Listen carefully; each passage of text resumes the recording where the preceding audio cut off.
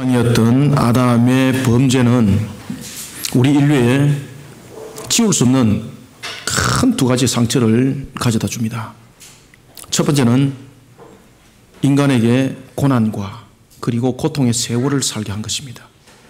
그런가 하면은 두 번째는 그 어떤 것들로도 보상할 수 없는, 그 어떤 것들로 지울 수 없는 바로 사망을 인간에게 가져오게 됩니다. 저와 여러분들은 원래 하나님께서 창조하실 때에 우리는 영생할 수 있도록 창조되어졌습니다. 영생이 아니라 영생할 수 있도록이었습니다. 그 영생할 수 있도록이라는 것은 하나님의 말씀에 순종함이었습니다.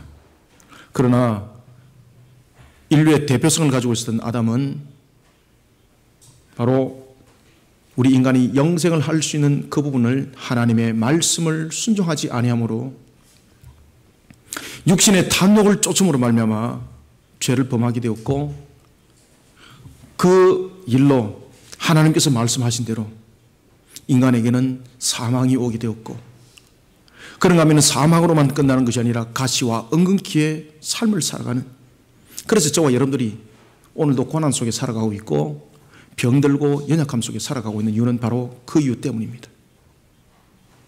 정말로 지울 수 없는 이런 우리의 모습들, 그러나 하나님께서는 이것을 거저 두지 아니하시고 이 문제를 해결하기 위해서 이 땅에 오셨으니 그것이 바로 성육신 사건, 예수 그리스도가 사람의 몸을 입고 이 땅에 온 것이었습니다. 그리고 또한 예수님께서는 우리의 인간의 고통과 사망을 해결하기 위해서 친히 가시와 엉겅퀴에 대해서 값을 지불하시고, 그리고 또한 자신이 우리를 대속해서 사망을 하였으니 그것이 바로 대속이라 십자가에서 죽으심이었습니다. 우리를 구원하기 위해서 예수님께서 십자가에서 죽으신 것, 그것을 우리는 이름하여서 대속이라고 말하고 있습니다. 그런가 하면은 예수님께서 십자가에서 죽으신 것으로 끝난 것이 아니었습니다. 문제는 죽는 것으로 끝나면 아니 되었던 것입니다. 만약에 예수님께서 우리의 죄를 대속하기 위해서 십자가에서 죽으신 것으로 만약에 끝을 맺었다면 저와 여러분들은 소망이 없습니다. 왜냐하면 우리에게 영원한 생명이, 우리에게 첫 번째 아담에게 줬던 그 영원한 생명이 다시 회복되지 아니한 상태에서 죄의 문제만 해결됐다고 우리에게 영생 복락이 주어지는가? 주어지지 않는 겁니다. 예수님께서 3일 만에 부활은 바로 이와 같이 첫 번째 아담에게 약속했던 그 약속의 완전한 성취를 이루는 것이었습니다. 그러니 예수님께서는 십자가에서 죽으신 것으로서 모든 것이 사역의, 공생의 사역을 끝난 것이 아니라 바로 3일 만에 부활함으로 인하여서 우리에게 영생 복락의 소망과 희망을 주신 것이니 그것이 바로 우리가 지금 기리고 있는 부활주일인 것입니다. 십자가에서 죽으신 것만 끝난 것이 아니라 부활하신 주님, 이것이 사람들에게 이야기를 하니까 세상 사람들은 이것을 종교행위라 그러고 흠한 소리라고 이야기를 하고 있습니다. 그런데 예수님께서 십자가에서 죽으심과 부활하심은 이미 2000년 전에 역사 속에서 실현이 되었고 역사 속에 정인이 있었던 것입니다. 그 정인들이 성경을 기록한 것입니다. 바로 이런 일이 있었습니다. 이런 사실이 있었습니다. 그분은 우리가 알고 있던, 우리가 머리로만 느꼈던 바로 그분이 아니었습니다. 그분은 바로 하나님이셨고 우리의 죄를 대속하며 우리에게 영생과 복락을 주게 하여 이 땅에 오신 분이었습니다. 아멘. 사랑하는 성도 여러분, 부활하신 주님께서 제자들에게 약속을 합니다. 내가 갈릴리에 그곳에 내가 죽었다가 살아나면 그곳에 내가 먼저 가 있으리라. 그리고 또한 주님께서는 자신이 죽으심과 살아나심에 관해서 이야기를 할 때에 제자들은 그것을 믿지 않았습니다. 왜냐하면 자신들이 가지고 있는 그 개념과 그 이념과 맞지 않았던 것입니다. 그들에게서는 항상 이 땅에서의 만족함이었습니다. 그리고 또한 이 땅에서의 권세를 누리는 것이 그들에게는 천국이었습니다. 그런데 예수님께서 자꾸만 죽었다가 살아나는 것을 말씀하시고 죄사함에 관해서 이야기를 하니까 제자들이 불만이 하늘 꼭대기를 치고 올라가는 겁니다. 그러니 심지어 베드로는 예수님을 향해서 주여 그리하지 마옵소서 라고 말하니까 예수님께서 베드로를 향해서 사탄아 물러가라고 말씀하셨던 것처럼 이 제자들이 가지고 있던 이 개념이라는 것은 우리가 일반적으로 가지고 있는 그 상상, 상식, 이상을 벗어날 수가 없었습니다. 이것을 인간의 한계라고 말하는 겁니다. 그러나 하나님이신 그분은 인간이 상상하고 생각하는 그 이상의 한계 속에 오신 분이 아닙니다. 우리의 인간의 죄를 대속하기 위해서 십자가에서 죽으셨습니다. 그리고 또한 우리에게 영생 복락을 약속하시는 부활이 일어납니다. 우리는 이 날을 기념하여서 바로 부활주일로 우리가 지금 지키고 있고 또한 우리가 이 날을 기념하고 있는 겁니다. 그런 주님께서 제자들에게 마지막으로 명령을 한 것이 하나가 있습니다. 그것이 바로 지상 대위임령이었습니다.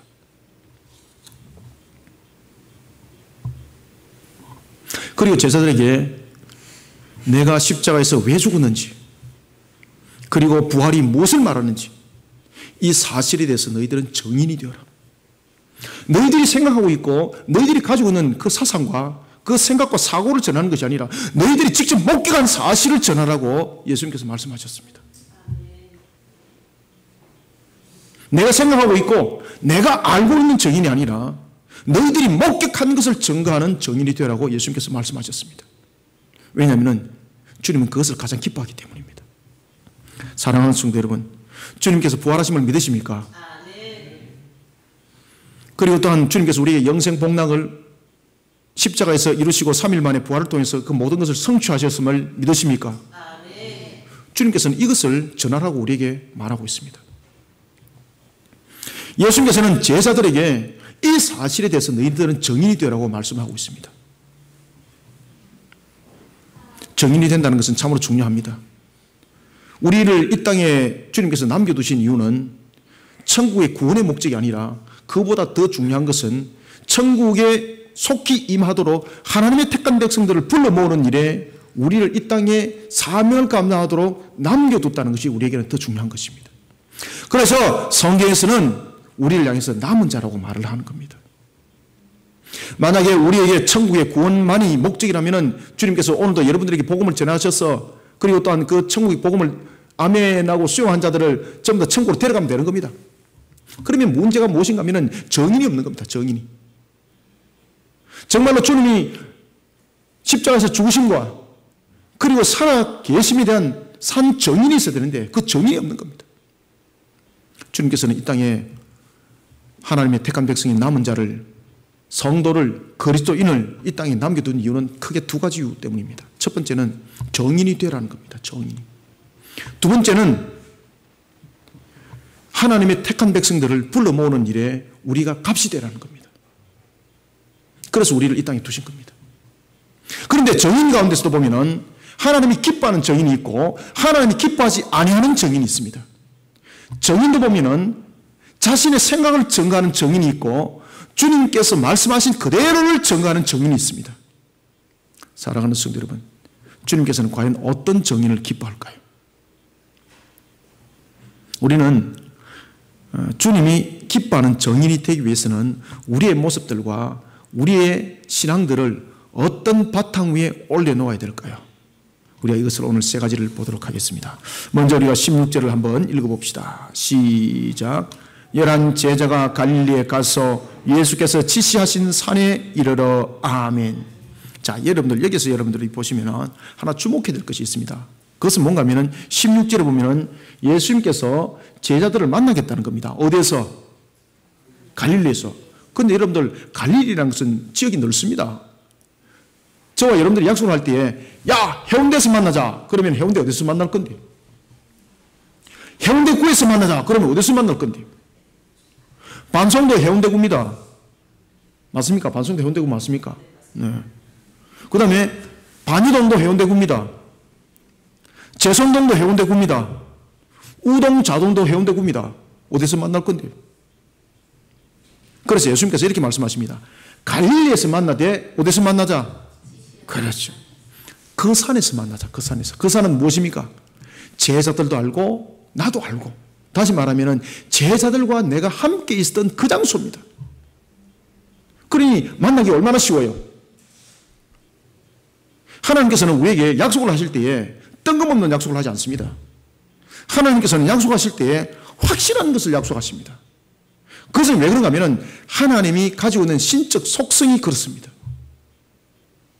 인간은 언제든지 변합니다. 그렇죠? 그래서 인간은 불안정성 속을 우리는 살아가고 있는 겁니다.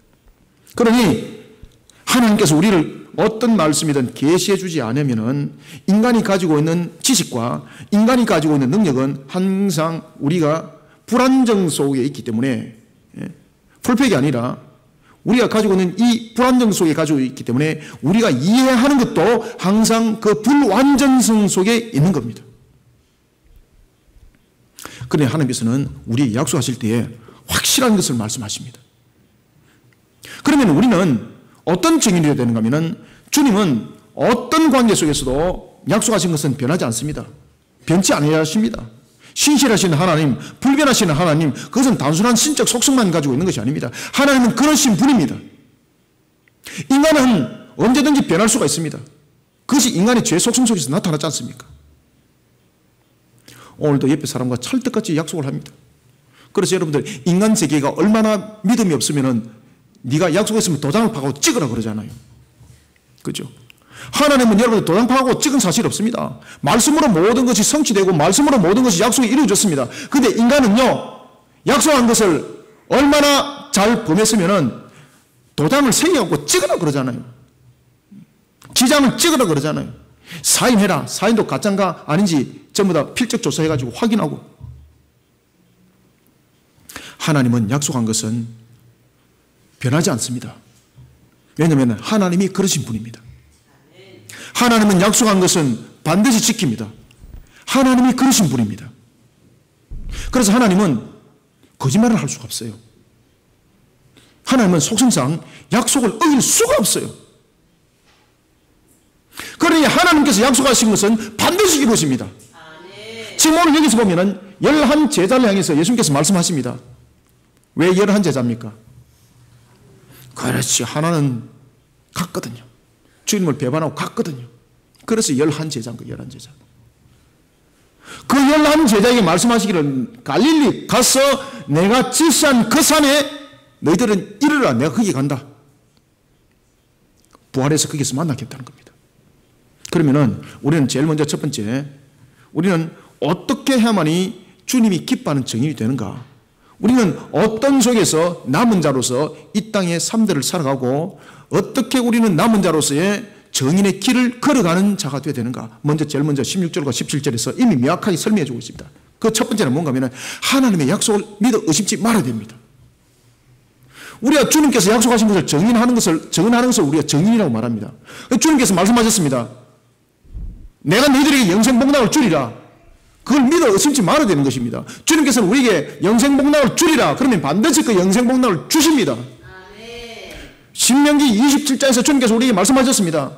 내가 너희들에게 준 그 법도와 율례를 지키면은 너희들은 들어가도 복을 받을 것이고 성읍에서도 복을 받을 뿐만 아니라 들판에도 복을 받을 것이고 너희 자녀들과 그 후손들이 그 복을 만복을 누릴 것이라고 약속하셨습니다. 그 약속은 반드시 성취가 됩니다. 그 약속을 믿어 의심치 하고 믿어 의심치 말아야 되는 것이 우리의 모습들입니다. 그것이 정인입니다. 그런데 정인으로서 내가 증거를 하는 데 있어서 하나님께서 그 2000년 전에 또는 하나님께서 3500년 전에 말씀하셨는데 이 3500년이라는 세월이 흘러서 하나님께서 마음이 변해질지 안 했는가? 사람은 하루에 12번도 변한다 그러는데 그래서 칠면조보다 카메론보다도 더 빨리 변하는 것이 사람이라고 그랬는데 하나님께서는 3500년이나 600년 전에 약속하신 그 말씀, 이거 지킬 수 있을까? 여러분들, 하나님은요 어제와 오늘이 없습니다. 그래서 하나님은 언제나 동일하신 하나님이라고 말씀하세요. 그 동일하신 하나님은 약속하심도 변치 아니하시고 언제나 동일하다는 것을 믿으시길 바랍니다. 이 약속의 말씀을 믿는 증인이 되어야 됩니다. 주님은 그런 증인을 기뻐하십니다. 그런 증인에게 역사는 일어나게 되어 있습니다. 그래서 우리는 제일 먼저 첫 번째, 주님께서 약속하신 것에 대해서 의심하지 아니하는 정인의 길을 따르는 정인이 되어야 하고, 또한 그런 정인을 주님께서 기뻐한다는 것을 믿으시기 바랍니다. 사망 권세를 깨뜨리시고 무덤에서 다시 살아나셨습니다. 그 부활 사건, 예수님은 그것으로 끝나질 않았습니다. 주님께서는 우리에게 또한 새하늘과 새 땅을 약속하셨습니다. 우리는 이것을 믿어야 합니다. 주님께서 약속하셨습니다. 요한계시록 21장 1절에 보면은 하늘 보좌에서 새하늘과 새 땅이 내려오니 우리는 그곳에서 영생 복락을, 그리고 또한 그곳에서 우리가 영존하면서 살아간다고 말씀을 했습니다. 우리는 이것을 믿어야 합니다. 목사님, 가보지도 아니했고 그렇게 말씀하셨을 뿐인데 그것을 어떻게 믿어요? 그러니 마귀에게 꼬임을 당해서 믿어 의심하는 겁니다. 믿는데 의심하는 겁니다. 안 믿고 의심하는 것보다도 믿어 의심하는 것이 더 무섭습니다. 왜냐하면 안 믿고 의심하면 저 사람에게는 별 문제가 안 생기는데 믿어 의심하는 정인이 되어버리면요, 이 골치 아픈 거예요, 이거. 그래서 그런 정인을 주님께서는요 아주 싫어합니다. 예수님께서는 죽은 자 가운데서 다시 살아나셨습니다. 그리고 또한 제자들에게 예언하신 대로 십자가에서 죽으신 것만으로 끝난 것이 아니라 예수님께서 살아나셨던 그 장소에 계신 것이 아니라 갈릴리에 내가 있을 것이라 약속했던 그 장소에 예수님께서는 그 모습을 나타내셨습니다. 갈릴리는 예수님께서 공생애를 이뤘던, 그리고 공생애 사역을 가장 오랫동안 했던 지역이었습니다. 그런데 이 갈릴리라는 지역은 굉장히 역사적인 측면에서 있어서 중요한 장소입니다. 왜냐하면 창세기 49장 21절에 보면은 이스라엘의 12지파의 조상이었던 야곱이 자신의 생명을 마감을 할 때 유언을 남깁니다. 자신의 아들이 12명이었거든요. 그 12명의 아들들에게 일일이 예언을 하는데 그 예언은 앞으로 장차 일어날 그 후손들에 관한 내용들이었습니다. 그때 12지파 가운데서 납달리 지파를 향해서 예언을 합니다. 그 예언의 내용은 바로 무엇인가 하면 납달리 지파는 바로 갈릴리 지역에서 기업을 형성할 것이고 그 갈릴리 지역 속에 복음이 전거될 것이라. 그런데 그 복음은 바로 생명의 복음이 될 것을 창세기 29장 21절에서 야곱의 입을 통해서 유언이 주어집니다. 그런데 그 유언은 야곱의 생각이 아니었습니다. 하나님께서 야곱의 입을 통해서 그 후손들과 그 자손들에게 어떤 약속들이, 하나님께서 어떤 것을 성취할지를 알려주는 것이었고, 그것은 그 후손들뿐만이 아니라 우리 모두를 향한 하나님의 약속이기도 했습니다. 그 약속대로 그 갈릴리 지역에 예수님께서 복음의, 그리고 또한 복음의 산실로서 그곳에 나타났던 것입니다. 그런 갈릴리, 마태복음 또한 26장 32절을 보면 예수님께서 이렇게 말씀하십니다. 내가 죽었다가 부활하여서 살아난 후에 내가 그곳에 가리라. 내가 그곳에서 너희들을 보리라. 내가 너희들을 그곳에서 만나겠다. 제자들은 이것을 믿어야 했습니다. 여러분, 하나님은 신실하신 분입니다. 우리가 신명기 7장 9절에 보면 하나님께서는 자신이 우리에게 주신 계명을 지키는 자에게는 1000대까지 복이 있을 것이라고 말씀하셨습니다. 이 약속의 말씀은 반드시 성취됩니다.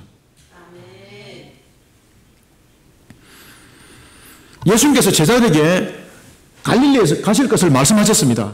그리고 지시하신 그 산에 내가 이르러 너희들을 만날 것이라고 말씀했습니다. 그러면 예수님이신 그분은 하나님이십니다. 우리의 죄를 대속하기 위해서 이 땅에 오신 그분은 하나님이십니다. 반드시 약속시킵니다. 그런데 제자들은 그것을 믿는 가운데서도 의심을 했습니다. 아시겠습니까? 확정을 하지 못하는 거예요. 확정을 하지 못하는 거예요.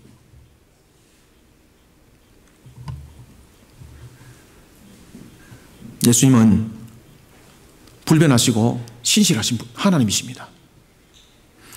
지시하신 그 산에 내가 너희들을 만나겠다 그러면은 반드시 그 산에 주님께서 오십니다.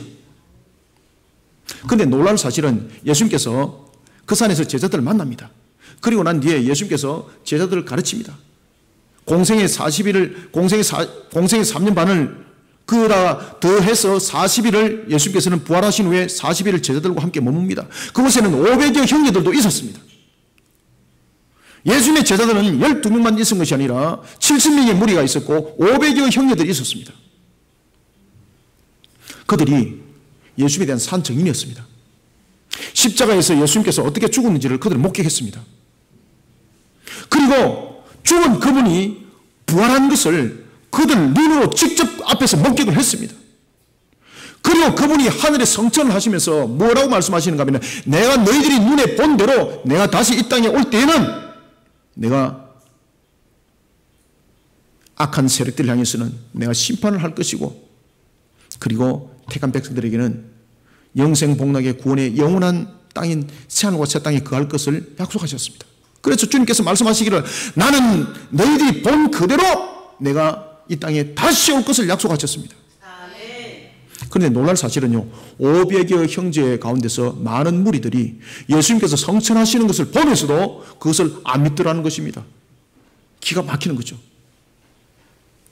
여러분, 우리에게 의심하는 마음은 누가 주는가 하면은 마귀가 주는 마음입니다. 그래서 믿는 가운데서도 의심하는 마음이 생깁니다. 정인도 마찬가지입니다. 정인이 하나님께서 우리에게 약속하신 말씀에 대한 확정적인 것을 믿어야 되는데, 내가 분명히 정인으로서 길을 가면서도 하나님께서 주신 말씀에 대해서 의심을 하게 되는 것입니다. 제자들의 모습이 그랬습니다. 500여 형제들의 모습이 그랬습니다. 우리에게는 너무나도 중요한 것은 하나님께서 우리에게 약속하신 것은 반드시 성취된다는 그 믿음을 가지는 것이 너무나도 중요합니다. 주님은 그러한 정인을 기뻐합니다. 우리가 믿는다고 말하면서 그 정인의 길을 걸을 때에, 야, 주님이 다시 오실까?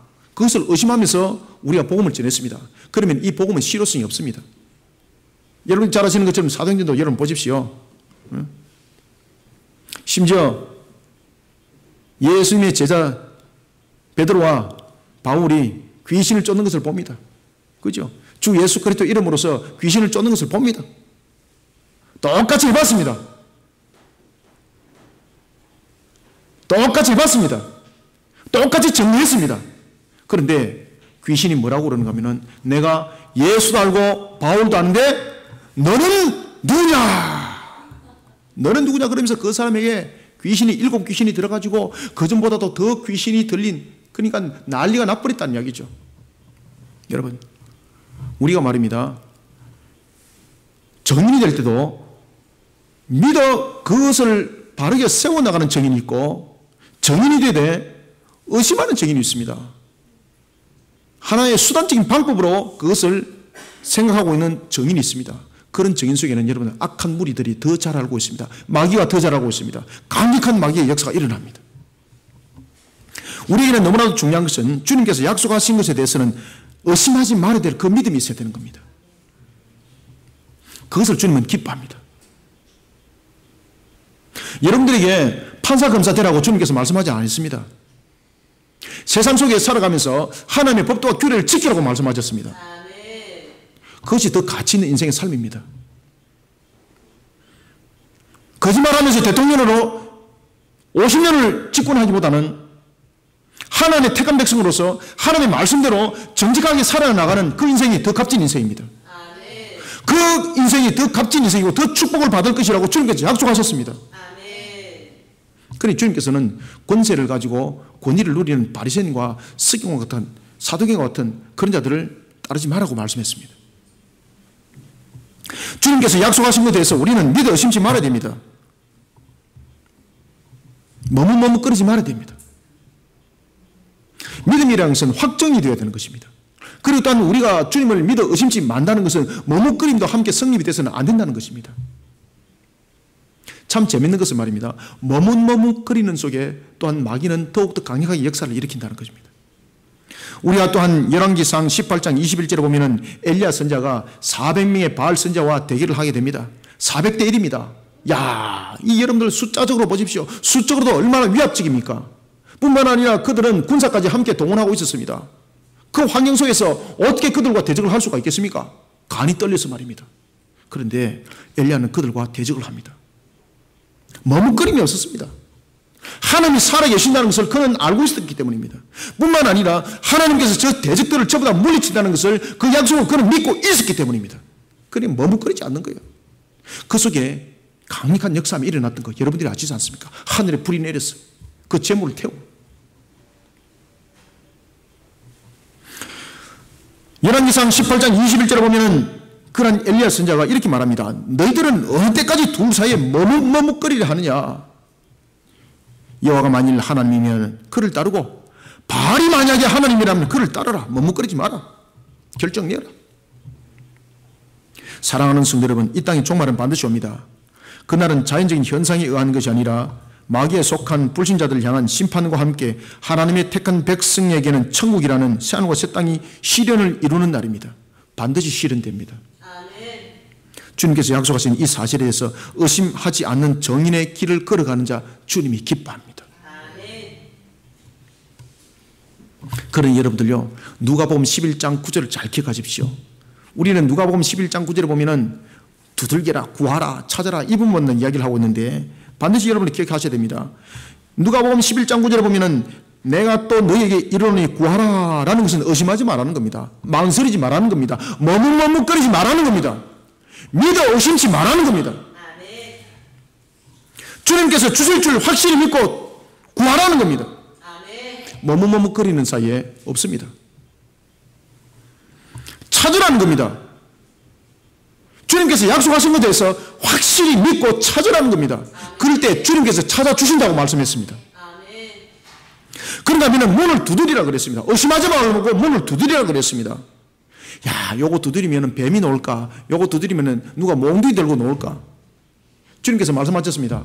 주님께서 말씀하신 것은 그 속에 강력한 역사가 함께 일어납니다. 문을 두들기면 내가 너희들에게 필요한 것을 열어주마라고 약속하셨으면 문을 두들길 때는 믿음이 의심치 아니하고 그 문을 두들게 되면 주님께서 약속하신 믿어 의심치 아니하는 그 역사가 그대로 일어나는 것입니다. 그러니까 문을 두드리라는 겁니다. 의심치 말고.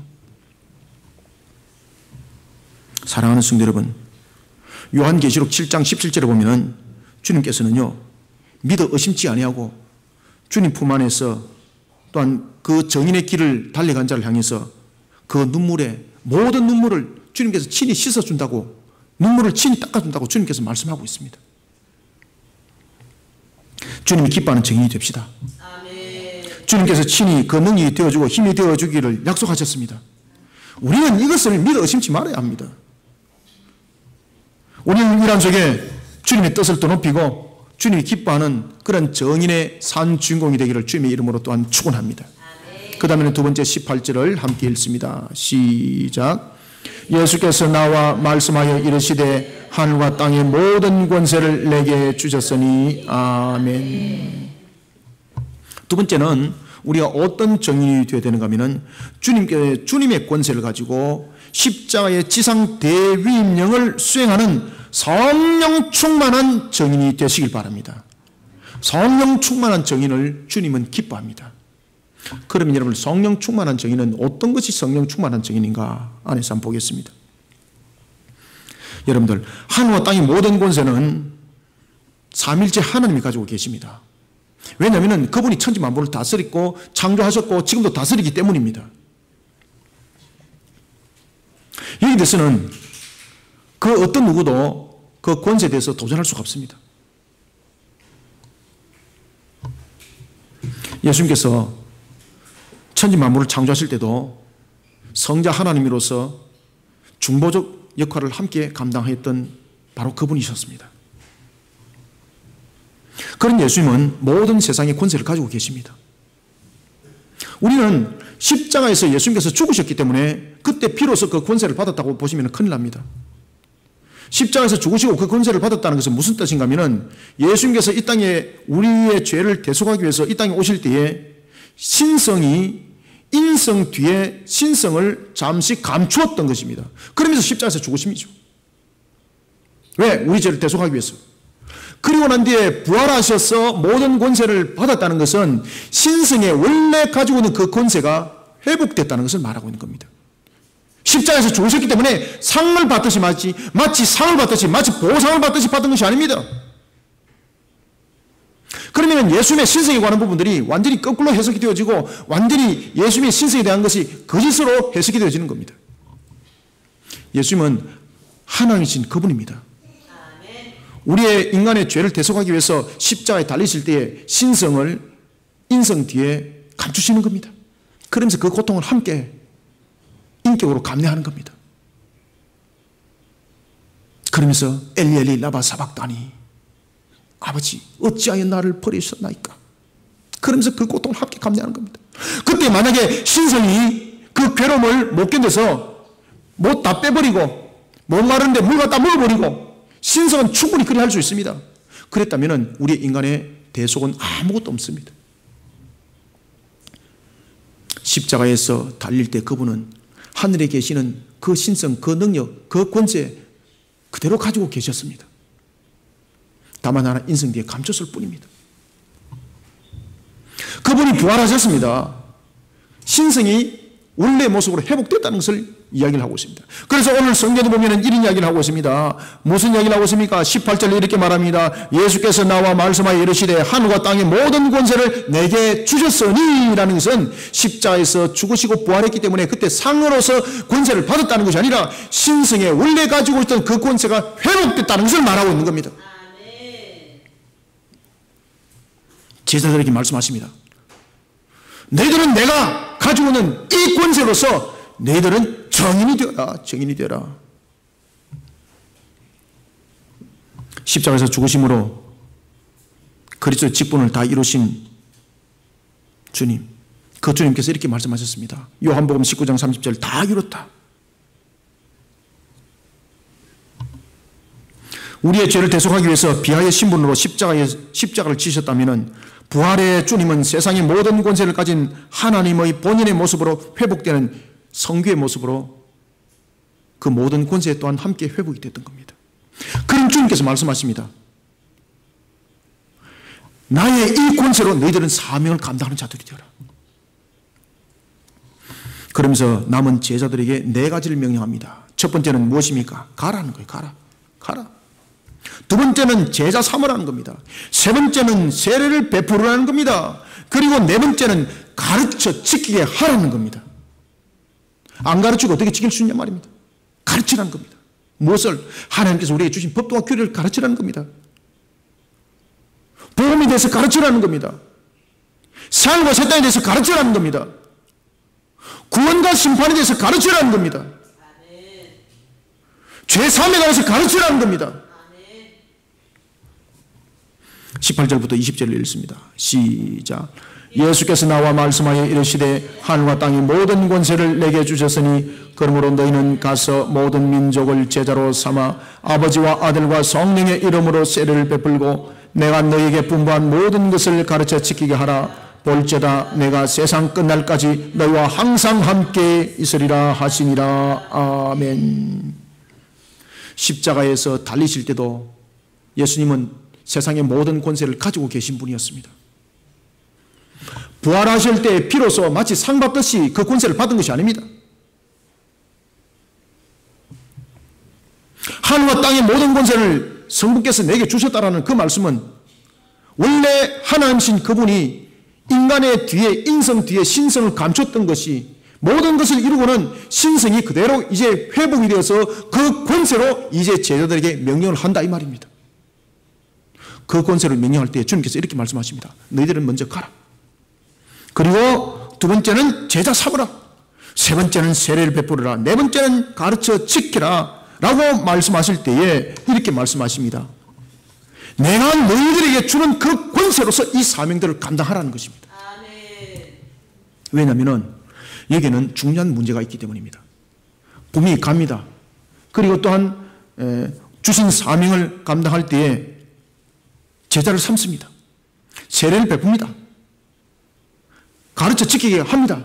그런데 문제는 마귀가 그것을 용납하는가라는 것입니다. 여러분 에베소서의 말씀처럼 마귀는 오늘도 우는 사자처럼 우리를 삼키려고 우리를 잡아먹으려고 우리에게 항상 도사리고 있습니다. 바로 베드로전서 5장 8절에도 그 말씀을 하지 않습니까? 에베소서에는 공주의 권세를 마귀가 가지고 있다고 우리에게 이야기를 하고 있고, 그리고 베드로전서 5장 8절에 보면은 마귀는 하늘의 새하늘과 새 땅의 그 역사가 속히 실현되지 못하도록 마치 우리에게 하늘나라의 그 보호자의 문이 열리는 그런 새하늘과 새 땅에 천국에 임하는 그날이 마치 임하지 아니하는 것처럼 만들기 위해서 우는 사자처럼 하나님의 택한 백성들을 잡아삼기 위해서 오늘도 도사리고 있다라고 말하고 있습니다. 강력한 영적 전투입니다.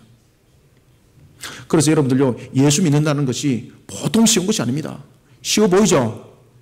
절대 쉽지 않습니다. 오늘 철떡같이 약속했던 사람이 내일 찰떡같이 어깁니다. 그게 왜 그런 거 아십니까? 영적 전투입니다. 여러분들 아시겠습니까? 아니에요. 목사님 무슨 그게 영적 전투예요? 그 친구가 그날 바쁜 일이 갑자기 생겼어요. 영적 전투입니다. 없던 일 만들어 놓은 겁니다. 아니에요. 그분이 갑자기 배가 아파서 그래요. 영적 전투입니다.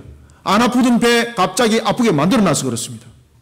이 강력한 영적 전투입니다. 여러분들 아시겠습니까? 이거 쉽게 보시면 안 됩니다.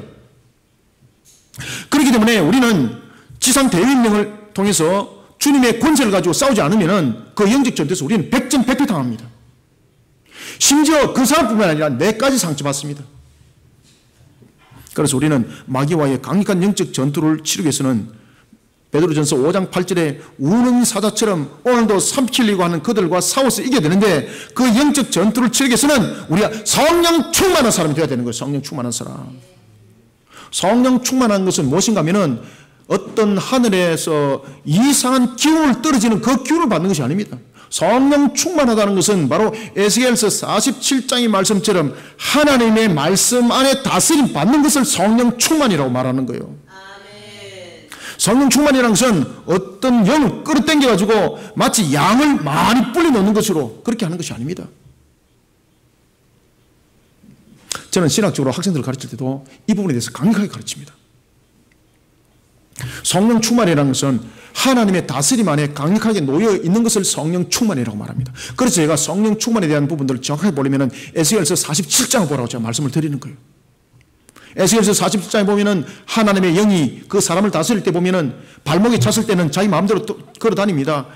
그리고 허리까지 찼을 때도 그는 자신이 원하는 방향으로 부자연스럽지만 그렇게 돌립니다. 그런데 가슴 팍짝이 차고 이까지 치밀어 올렸을 때는 그는 몸을 물 위에 띄우지 않으면 그는 살아날 수가 없고 방향도 틀 수가 없는 겁니다. 그러니까 자신의 몸을 물에 맡기는 겁니다. 그러니까 물이 가는 대로 자신의 몸이 가는 겁니다. 성령 충만은 바로 그런 것입니다. 하나님의 강력한 말씀 안에 내가 놓여있고 다스림 받는 것, 그것을 성령 충만이라고 말하는 겁니다. 이런 성령 충만한 사람에게 어떤 역사가 일어납니까? 바로 에베소서 6장 13절에서부터 17절에 바로 하나님의 전시갑주를 입게 되는 역사가 나타나는 겁니다. 그러니 성령 충만한 사람에게는 하나님께서 그를 다스려 나갈 때에 영적 전투 속에 이기기 위해서 갑주를 입혀주시는데, 복음의 신을 신게 하시고 진리의 띠를 띠게 하시고 의의 흉배를 치게 하시고 믿음의 방패를 들고 머리도 넘어가지 않도록 구원의 투구를 쓰게 하시고, 그리고 무엇으로 싸우라? 그렇죠. 성령의 검 곧 무엇이다? 그렇죠. 성령의 검 곧 말씀의 검이라. 에베소서 이야기를 하고 있습니다. 영적 전투를 치러갑니다. 사랑하는 성도 여러분, 예수 그리스도께서 우리의 죄를 용서받으시기 위해 고난과 대속의 죽음이라는 십자가를 지셨다면 우리는 주님께서 모든 것을 다 이루신 그 십자가를 높이 들고 주님께서 명령하신 지상 대위임령을 수행해야 되는 것입니다. 그때 우리는 성령 충만한 사람이 되어서 지상 대위임령을 수행을 해야 되는 것입니다. 그런 사람을 주님은 기뻐하십니다. 왜냐하면 영적 전투 속에서 마귀에게 패배당하지 않기 때문입니다. 이 성령 충만함이 되지 못하면요, 예수님께서 설파할 수밖에 없어요. 왜? 가다가 넘어지고 가다가 자빠지고, 그러면요 주변의 형제들에게 더 깊은 상처를 줘요. 야, 해도 안 되더라. 기쁜 소식을 전하는 것이 아니라 해도 안 되는 소식을 전합니다. 야, 해도 안 되더리. 하지 마리. 가지 마리. 고생만 한디. 그죠? 그런데 성령 충만한 사람은요 영적 전투 속에서 이기거든요. 그러니까 믿음의 형제들에게도 소망과 희망과 격려가 되는 거예요. 야, 세상 사람들은 안 된다 그랬는데 하나님이 그런 강력한 역사를 일으키니까 복음 속에서 하나님의 택한 백성은 불러 모아지는데 놀란 역사가 일어나더라. 그런 산증인이 되는 겁니다. 그러니 주님께서는 성령의 전시갑주를 입은, 다시 말하면 성령 충만한 하나님의 정의를 기뻐한다는 거예요. 성령 충만한 사람이 되지 않으면요 정인도 곁길로 가게 되어 있습니다. 심지어 자기만 곁길로 가는 것이 아니라 남들까지 곁길로 끌고 가버립니다. 야, 안 된대, 안 된대. 하지 말해, 하지 말해. 사랑하는 성도 여러분, 모든 것을 다 이루신 십자가를 우리는 높이 들어야 되는데 그 높이 드는 속에서 우리는 지상 대위명령을 성취를 해야 됩니다. 그런데 문제는 성령 충만하면 안 되면 안 됩니다. 성령 충만하면 안 되면 나중에 십자가가 어떻게 됩니까? 구부러진다니까 여러분들. 깔꼬리가 됩니다. 깔꼬리가 돼가지고 나를 끌고 가고 괴롭히게 만들고 다른 사람까지 괴롭히고 만들고. 지난번에도 제가 말씀드렸죠. 요즘에는 드라큘라가 나타나면은 과거에는 십자가 보기만 하면은 으아 이러면서 사라졌는데 요새는 어떻게 한다고요? 십자가 들고 있는 거 때려 패가지고 빼뜨려 뿐려버린다는 사실. 왜? 그는 그것을 믿지 않고 액세서리로 들고 있기 때문에. 아시겠습니까? 그렇지만 성령 충만한 사람이 들고 있는 십자가는 액세서리 아니라 그 몸에서 십자가 표현하기 때문에 그 어떤 악한 것도 침략할 수 없습니다. 아멘. 만군의 여호와께서 이미 이겼었기 때문입니다. 아멘. 사랑하는 성도 여러분, 우리는 모든 민족을 불러 모으는 영적 전사가 되어야 합니다. 그래서는 우리는 너무나도 중요한 것은 주님의 권세로 싸워야 됩니다. 왜? 십자가에서 모든 것을 이루신 마귀의 모든 것을 물리치신 주님의 그 십자가, 그 능력만으로 우리는 싸움만이 이길 수가 있기 때문입니다. 오늘도 그러한 속에 지상대의 위임령을 수행하는 성령 충만한 정인들이 되기를 주님의 이름으로 축원합니다. 마지막으로 20절을 읽습니다. 시작. 내가 너에게 분부한 모든 것을 가르쳐 지키게 하라. 볼지어다 내가 세상 끝날까지 너희와 항상 함께 있으리라 하시니라. 아멘. 마지막으로 세 번째는 주님께서 명령하신 것을 끝까지 순종해야 됩니다. 주님께서 뭐라고 말씀하십니까? 세상 끝날까지라고 말씀하고 있습니다. 세상 끝날까지. 그러면 주님께서 명령하신 것도 순종함도 세상 끝날까지 가야 됩니다. 그러니 주님께서 명하신 것을 끝까지 순종하며 끝까지 충성스럽게 사명을 감당하는 종의 모습이 되길 바랍니다. 종이 되십시오. 주인이 되면 안 됩니다. 종이 되면 주인이 그 종을 책임을 집니다. 주인이 되면 주님께서 그를 책임지지 않습니다. 주인이 되버리면 자신의 생각 가지고 판단해 버립니다. 종은 주인의 명령에 수복을 하는 겁니다. 그래서 우리는 주님께서 명한 것을 끝까지 순종하면서 그리고 또한 끝까지 충성스럽게 그 사명을 감당할 때에 종의 모습이 되어야 합니다. 종의 모습. 종의 모습으로 정인의 길을 걸어가면서 주님이 기뻐하는 모습이 되기를 축원합니다. 주님께서는 제자들에게 이 땅에서의 마지막 명령을 남기고 하늘로 승천하십니다. 일명 지상 대위임령입니다.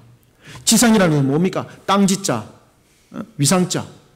땅에서 하신 마지막 말씀인데 그것은 대위임령이라는 것은 큰 대자, 위임했다는 것은 우리에게 맡겼다는 겁니다. 그런데 위임령입니다. 명령했다는 겁니다.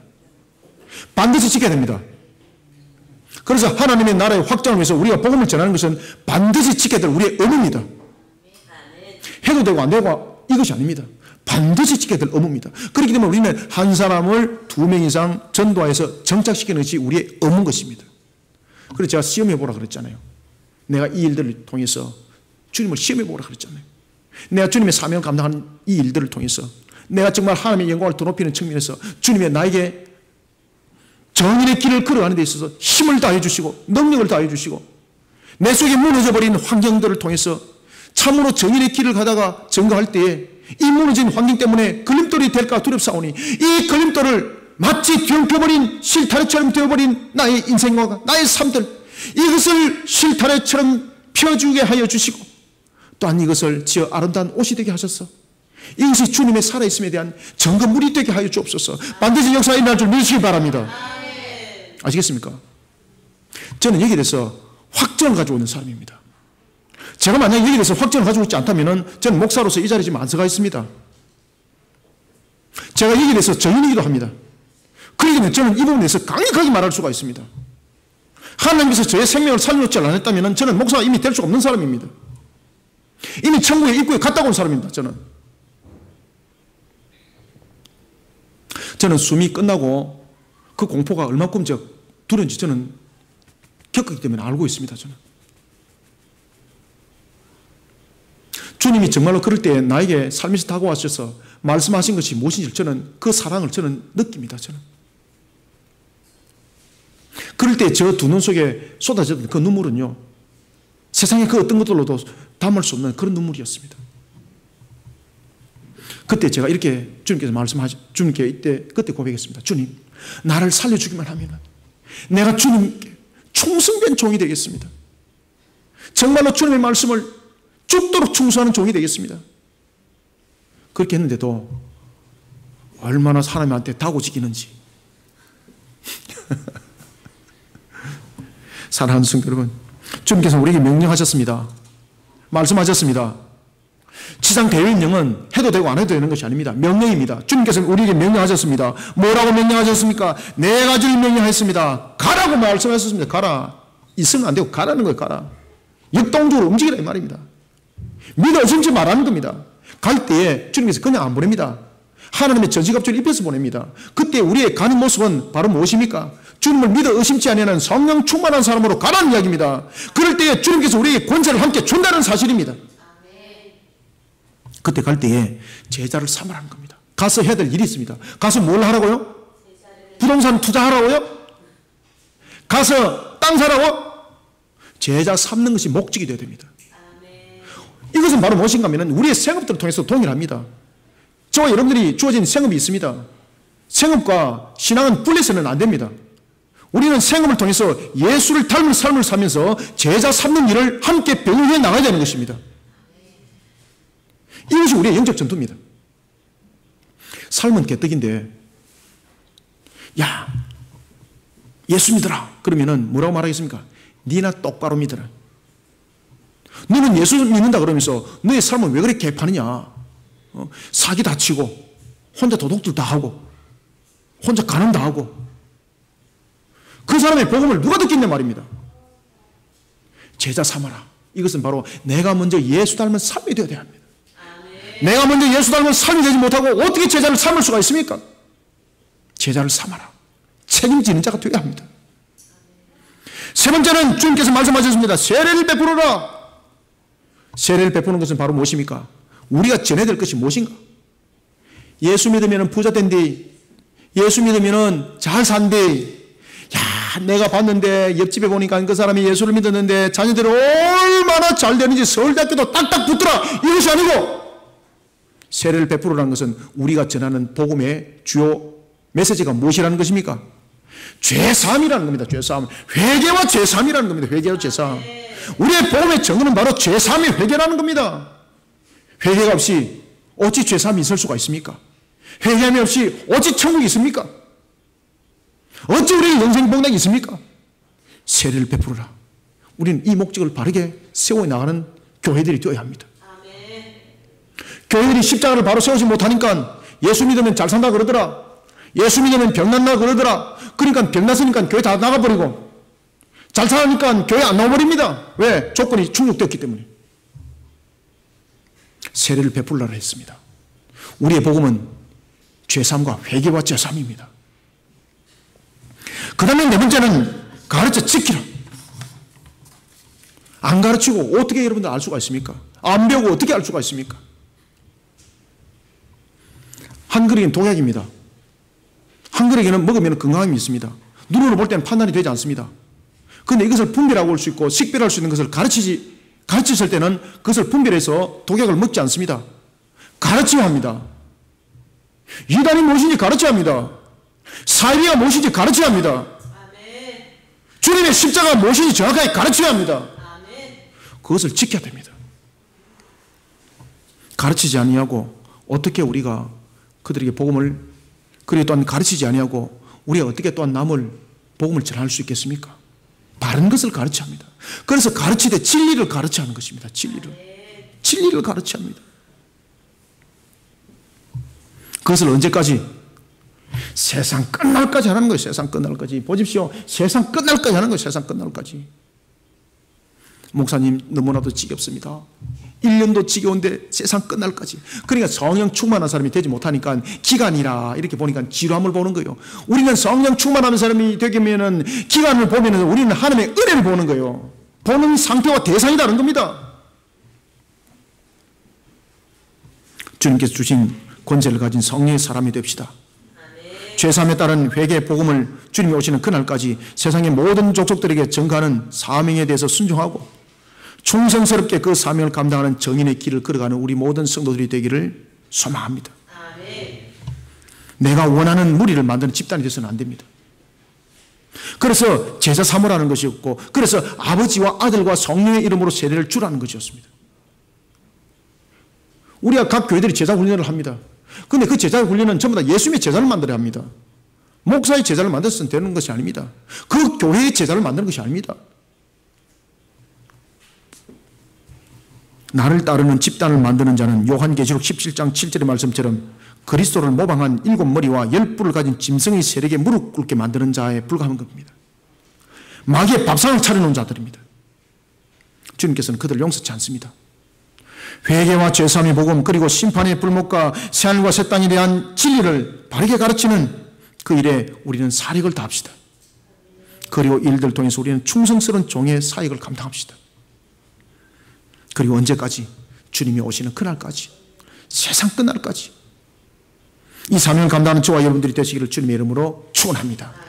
말씀을 맺겠습니다. 사랑하는 성도 여러분, 예수 그리스도의 부활은 우리에게 천국에서 살아갈 길에 대한 그 길을 약속하고 있습니다. 그리고 주님께서는 다윗으로 따르는 십자가를 통해서 우리로 하여금, 또한 이 다윗으로 따르는 십자가를 가지고 우리로 하여금 세상에 주님의 정인이 되라고 말씀하고 있습니다. 지상 대위임령입니다. 우리는 이 사명을 충성스럽게 감당한 자들이 되어야 합니다. 주님께서 약속하신 천국이 속히 임하기를 원하십니까? 그러면은 지상 대위임령을 수행을 해야 됩니다. 그러니 주님께서는 사도행전 1장 8절을 통해서 말씀했지 않습니까? 지상 대위임령을 어떻게 수행하라고 말입니까? 먼저 너가 살고 있는 마을을 보고만 해라. 그래서 어디를 가야 되는가? 예루살렘을 가라. 그러면 두 번째는 어디를 가라? 나와 민족을 보호만 시키지 아니하고 어찌 소망이 있는가? 그러니 유대를 가라고 했습니다. 그런가 하면 세상 사람들이 가지 아니하는 그런 소외된 자, 정말로 헐벗고 연약한 자들, 그들까지도 돌아보라는 것입니다. 그것이 바로 사마리아를 가라는 겁니다. 그런가 하면 땅끝까지 가라는 것입니다.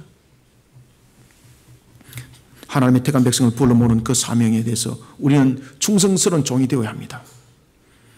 성령에 충만한 사람이 되지 않으면 충성스러운 종이 될 수 없습니다. 오늘도 주님이 기뻐하는 종의 모습으로 정인의 길을 걸어갈 때 오히려 나를 정인의 길에 도구로 사용한 것을 기뻐하고 감사하는 저와 여러분들이 되시기를 소망합니다. 그래서 오늘 주신 말씀대로 정말로 주님이 기뻐하는 그런 정인의 길을 힘있게 걸어가면서 저와 여러분들 주님께서 또한 이 땅을 살아갈 때도 능력 가운데 주님께서 세워서 전도물이 되기를 소망합니다. 그리하여 세상 사람들에게 하나님이 살아계심을 또다시 한 번 더 증명해 보이는 저와 여러분들이 되시기를 주님의 이름으로 축원합니다. 살아계신 아버지 하나님, 주님의 은혜를 감사드립니다. 주께서 오늘도 우리를 이렇게 세우시고 하나님의 나라와 그 영광을 바라보게 하시니 감사합니다. 성령이며 우리를 새롭게 해주시고 은혜 담비를 부어 주옵소서. 눈에는 보이지 않지만 살아계신 하나님을 믿음으로 바라보게 하시고 오늘도 거룩한 사역사에 주님이 기뻐하는 정인의 걸음을 걷게 하셨습니다. 먼저 주님을 믿어 의심치 아니하는 그 믿음으로 우리가 순복하며 달려가기를 원합니다.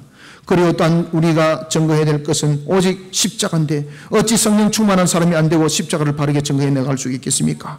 성령 충만한 사람으로 이 모든 사역들을 우리 성도들이 능력으로 감당케 도와주시옵소서. 뿐만 아니라 오늘도 주신 말씀처럼 우리가 순종하는 종이 되고 이 모든 사명들을 주님이 오시는 그날까지 종의 모습으로 충성되게 감당하는 그 역할들을 기쁨으로 감당길 원합니다. 살아계신 아버지 하나님, 오늘 하늘의 문을 열어주시고 우리의 주신 말씀이 달고도 오면 말씀이 되게 하여 주옵소서. 이해가 되지 아니한다고 상식으로 받지 말게 하여 주시고 이것을 생명으로 받게 하여 주옵소서. 사람의 머리로 판단하지 말게 하시고 하나님의 영으로서 이 음성이 들리지게 하시며 주님께서 주신 말씀이 우리의 양심이 되게 하여 주옵소서. 우리에게 영의 꼴의 양식이 되게 하여 주시옵소서. 하나님, 그리하여서 우리가 오늘도 주님이 기뻐하는 정인의 길을 힘있게 달려가기를 소망하오니 주님이 주신 오늘 말씀 역사 이렇게 세워주시기를 원합니다. 성령님의 역사여 주옵소서. 예수님 이름으로 기도드립니다. 아멘.